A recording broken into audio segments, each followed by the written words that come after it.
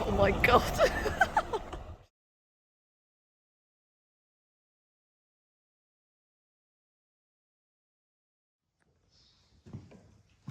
Sure, you're probably wondering where I've been. I've been here, and that's been there. So, it's not over, basically. I thought I'd finished it, but I haven't finished it. And I think it's about time it had a V8. Let's come and have a look. Come on, cameraman. We've upgraded, we've got a cameraman now. Let me try and remember how to open this thing. Right. So, let me move this up there. Sure, it will go.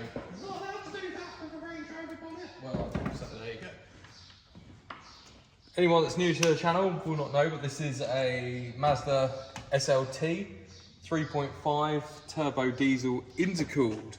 It's the one that everybody wants. Brilliant engine, absolutely great. Just, it doesn't fit me really. I want a V8 and it should have a V8. So, if you remember, I used to have that off-road V8 two-door. Well, the chap who bought that wants this engine. And I want the V8 out of his off-roader. So today we're going to be removing the Mazda engine, getting it ready to take the V8 again. So let's rip it apart. The final start as a diesel.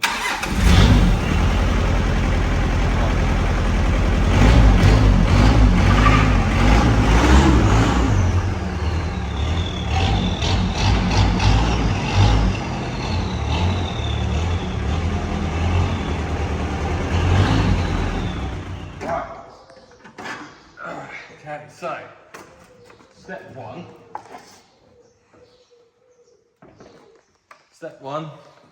Let's disconnect this battery.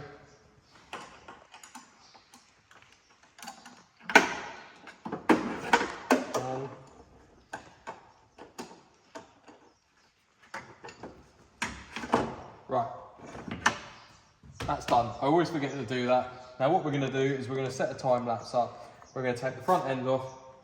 We're going to take the airbox out, this bit, the header tank, all the pipes, all the radiators, and sort of work from the front back.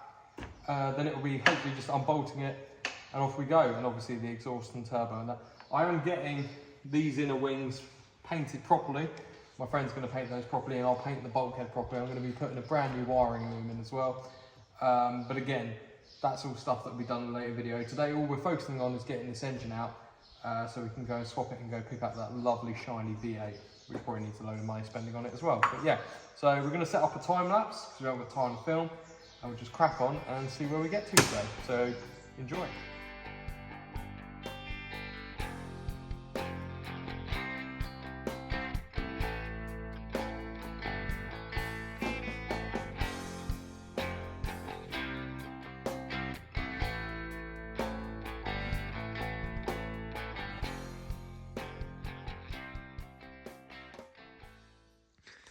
So this is day 2 on removing the engine from the Range Rover. So we did do a lot of progress yesterday. As you can see, we got most of the front end off. This is interesting. This is the radiator and intercooler setup for the SL35. Yeah, all those bits and pieces are off. We've got all the airbox out, intercooler, starter motors off. That was a complete pain in the arse to get that off. Fuel filters, sedimenter and all that sort of stuff. The gearbox bolts, these are ridiculously tight. They're a 14mm. If you don't get on there perfectly, they slip and try and round. So we've been using snap-on FDX sockets, which again are a pain in the ass to get. As you can see, the space is almost non-existent around the back. It took us probably 2 hours to get most of the bolts out. I think there's a few to go. And we've taken out the fuel filter assembly so we can get a bolt that's right up in the back there. So I think we've only got about 4 bolts left to come out. But the plan is to undo the engine mounts off the block and off the chassis there, and put the engine crane on and lower this down. Hopefully if we can lower that down a bit, that means that we can have a little bit, we've got about this much space at the moment, hopefully that'll give us that much space and it will make it a bit easier. And then that's it really, and then it's out, it comes.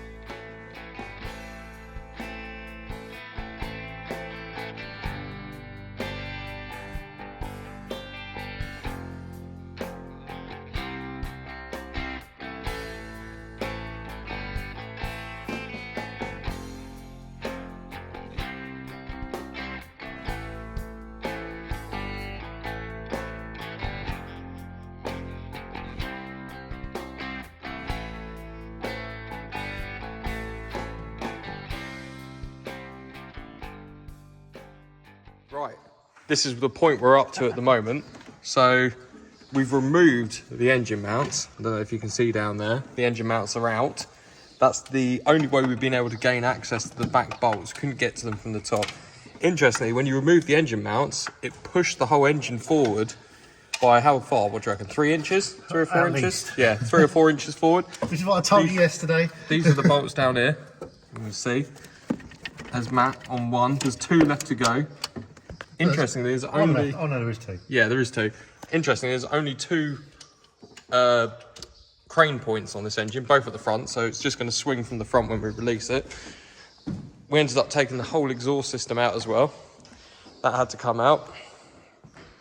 That was a pain in the arse. That came out as one thing. See if we can squeeze in here and have a look. See those bolts. Got a pry bar around here. Hang on 2 seconds. Let's have a look. There you go. 2 bolts left to go down there. So, there's Matt's bum. Cheers, mate. So there we go. Right. Hopefully this will be out in a minute. I think it's like an hour. Where's it go to the top of the gearbox? It comes from underneath the turbo. Oh, on top of the turbo. Like to the head. Oh wait, no, that's the return fuel. Oh yeah. Yeah. And then there's one more bolt. I can just about see it. Yeah, I can see it. There. Oh god, it's right against the chassis there. And they've got lines in the way.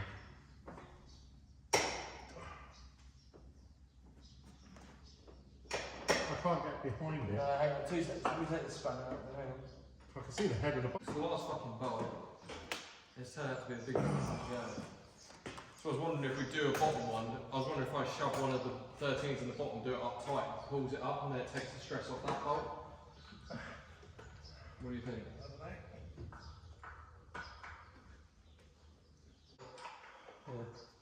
I think it's the gearbox casing that's pushing against the head. Yeah, that's what I mean. That's why I'm doing up the bottom bolt, because it'll tighten the whole thing up now. When I do this up, then it will make that looser. Well, you'd need to do a top one to make the top one. No, it's fucking ridiculous.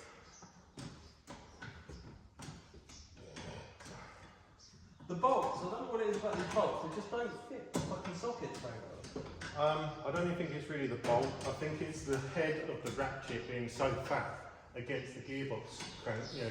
Let me just check the hand's connected. Hang on. This is connected. This is connected. What is? This fucking... Oh, we'll just test the tensile strength of it. Where's... Forwards. We're in my bumhole. Right, I don't like going too high on these things, so let's go as low as we fucking can. Ready? Yeah. And this way. You give us a help. Yeah. Good. Just sliding it past the box. Yeah, I've got to pull the leg back. If you pull the leg, just... It needs to go up higher, mate. It's on the... Yeah, but we still need to pull the leg down. The higher up you go, the harder it is to drag. Yeah, that's fine. So I need to twist around this way, but you need to pull that leg out that Alright, way. I'm pulling the engine, so pull the leg, there you go. Drop it down as soon as you can. Yeah, get it low now. I do not like having it up in the air. I'd rather drag it close to the ground. Yeah, stop there. That's fine. Well, as you can see, the engine is out. Look at that. That was a pain in the arse. Yeah, so basically the next step is obviously going to be to clean all of this up. I'm actually going to replace this wiring loom because you can buy those new. They're not too expensive. Yeah, I'll be taking the inner wings off after I've degreased everything in here. And I'll get them painted up nicely. I'm obviously going to get the underside of the bonnet painted as well, just to match. I want it all to look nice and new inside, but look original from the outside. A few bits that I've noticed already. This steering joint from Terra Firma didn't last very long before that exploded. As you can see, it's blowing the grease out the side. Let me show you, hang on. Not very good, is it? We've only done a few 100 miles.